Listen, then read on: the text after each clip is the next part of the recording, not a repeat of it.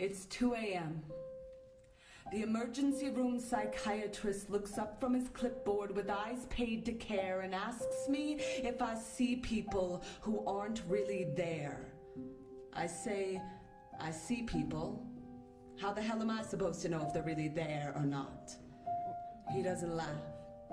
Neither do I. The math's not on my side. 10 stitches and 1 lie. I swear I wasn't trying to die. I just wanted to see what my pulse looked like from the inside.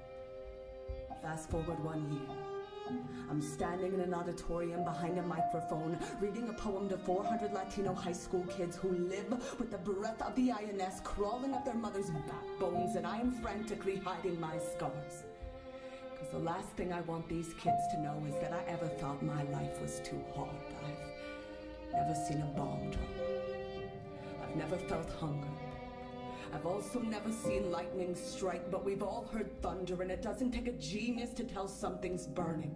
The smoke rises between us, forming walls so high they split the sky like slit wrist, and when the stars fall like blood, we're all left with nothing but a death wish. He said, call me by my true name. I am the child in Uganda, all skin and bone. Do you remember the rest? How about this one? Jesus wept.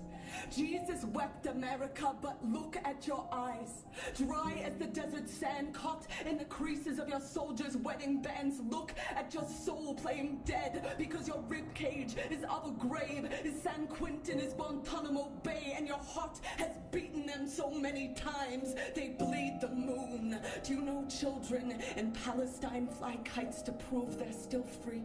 Can you imagine how that string must feel between their fingers as they kneel in the cinders of our missile heads? I wonder what the dead in Warsaw would say about the taxes we pay without thought of funding another Holocaust. The bough is breaking. The cradle is falling right now. A 6-year-old girl is crushed in a ditch in Lebanon, wishing on falling bombs.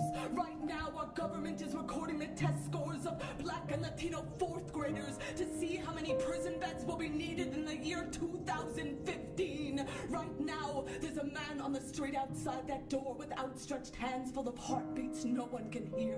He has cheeks like torn sheet music, every tear a broken crescendo falling on deaf ears. At his side, there's a girl with eyes like an anthem no one stands up for. Doctor, our insanity is not that we see people who aren't there. It's that we ignore the ones who are, till we find ourselves scarred and ashamed, walking into emergency rooms at 2 a.m., flooded with the pain we cannot name or explain, because we're bleeding from the outside in. Skin is not impervious. Cultures built on greed and war do not pick and choose who they kill. We all fill the graves. Do we really believe our need for Prozac has nothing to do with Baghdad, with Kabul, with the thousands of U.S. school kids bleeding budget cuts that will never heal, to fuel war tanks? Thank God for denial. Thank God we can afford the makeup to pile upon the face of it all. Look at the pretty world. Look at all the pretty people, and the sky with a missile between her teeth and a steeple through her heart, and not a single star left to hold her, and the voices of 1,000 broken nations saying, wake me when the American dream is over.